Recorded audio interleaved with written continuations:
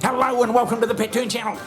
The world is simply awash with funny goings on, and here we're going to address some of those funny goings on with Ask Johnny.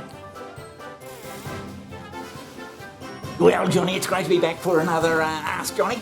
G'day, Johnny, and welcome back to the Pettoon Studios, the glorious Pettoon Studios. Yeah, I'm pretty good. It's been bloody wet round here in some circles though, but I've got a question here from Igor in Indonesia.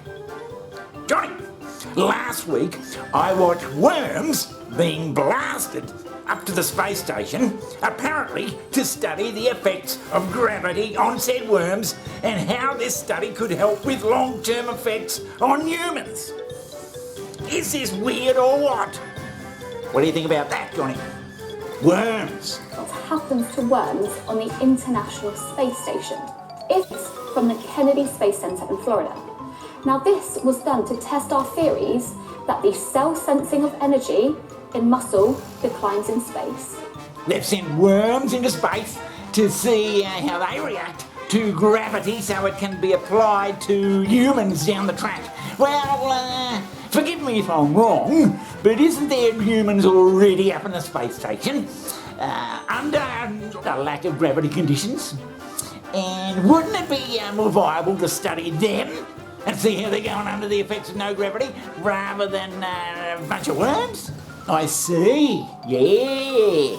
We'll just send a couple of more people up there and study them.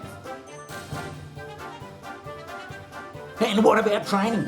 Did the worms go through any astronaut training? Or were they just sent up in a little vial, just blasted up into space without warning?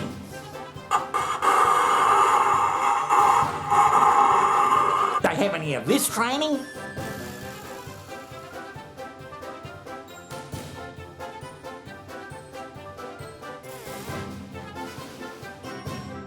Or any of this?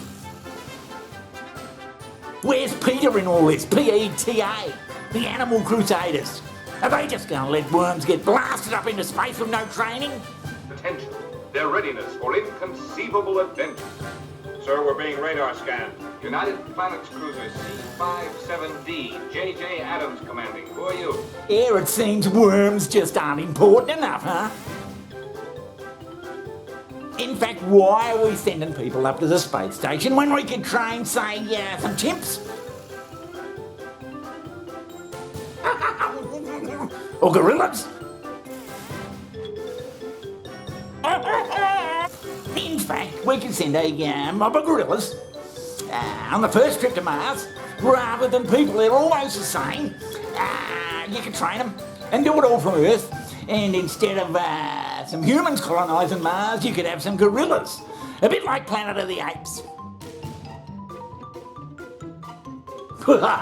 Yeah. You know, not like the old days when they sent the poor old monkeys and dogs up there in the 50s and they never returned. Oh, we bring them back and they'd be bloody heroes. Can you imagine them? The chimps and the apes in the back of a big limo going down a ticker tape parade.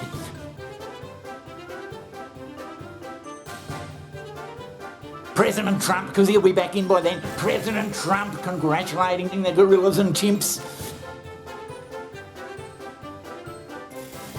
I think it's an outstanding idea, Johnny. But worms? Yeah. What the hell are they doing with worms? Oh, Jesus, Johnny, I hope NASA's been listening. Anyway, we've got another letter here, and it's along the same theme, space theme. It's from Charlene, and she's in Tonga.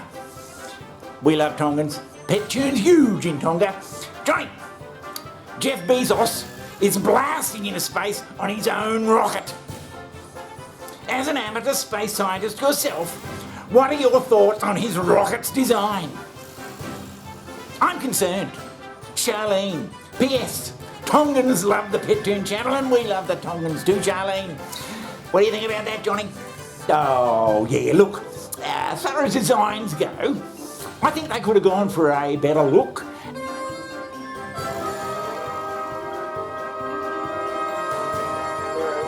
Rockets everywhere this morning while outdoing his fellow billionaires in the race to space. Amazon boss Jeff Bezos will blast into orbit next month. You know what they call that?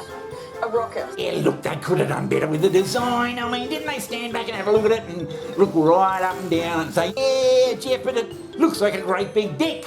Yes, well, that's a possibility. Didn't anyone ever say that? Yeah, but rocket design has long gone down the men's appendage look.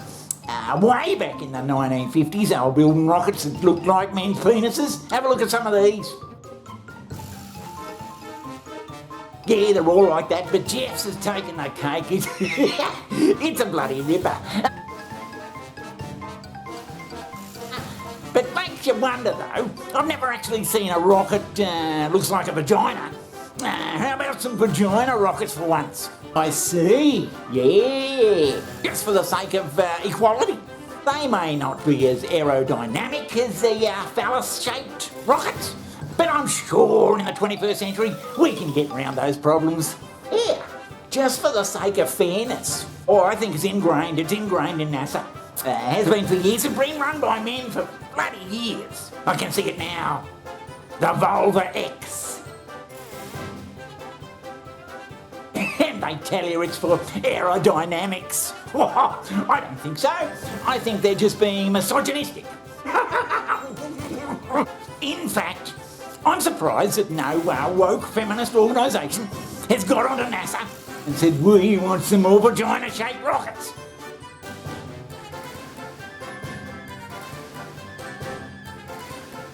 Yes, some more thought should have gone into it, I think. But Johnny, we've got another question here, and it's from Mavis in Arizona. Hello to everybody in Arizona.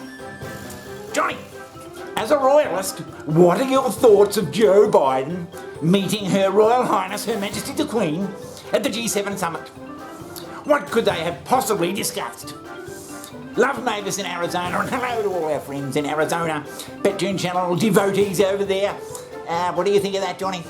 Yeah, as a royalist, nothing warms my heart more than seeing Her Majesty the Queen talking to these bozos from the US. Who would ever forget the Trumpster? What a visit that was. And I'm sure Joe's will have as many highlights. We've actually had.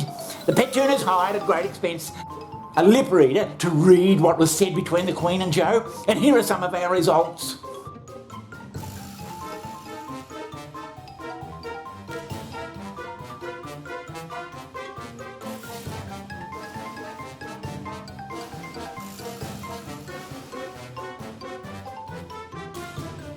Yeah, the British Isles and America, they have a special bond. Everybody says that.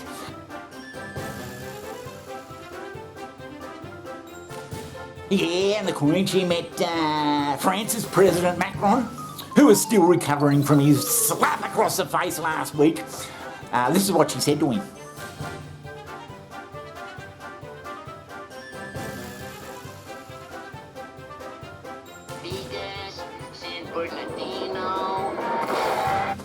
Yeah, poor old President Macron. He's still got a bit of bruising, you know. You can see it under enhancement. But that got me thinking about big phallic-shaped rockets. And I've been sorely tempted to do my own interpretation of a vagina-shaped rocket. I've resisted the temptation.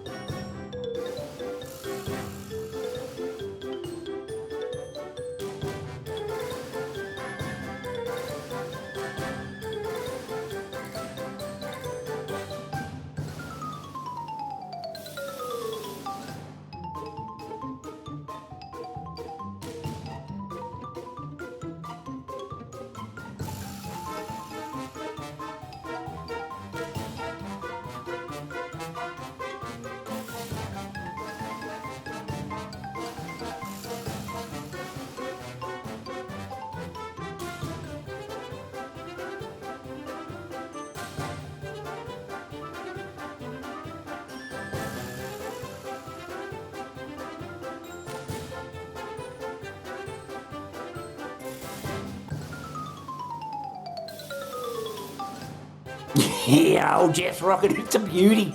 As I said, you would thought that they would have looked at it when it was done, spending 60 billion on it, and saying, Jesus, Jeff, it looks like a great big penis. But no one seemed to. So good luck to him, but that brings us to the end of another Pet Toon Channel show, and we'll see you next time.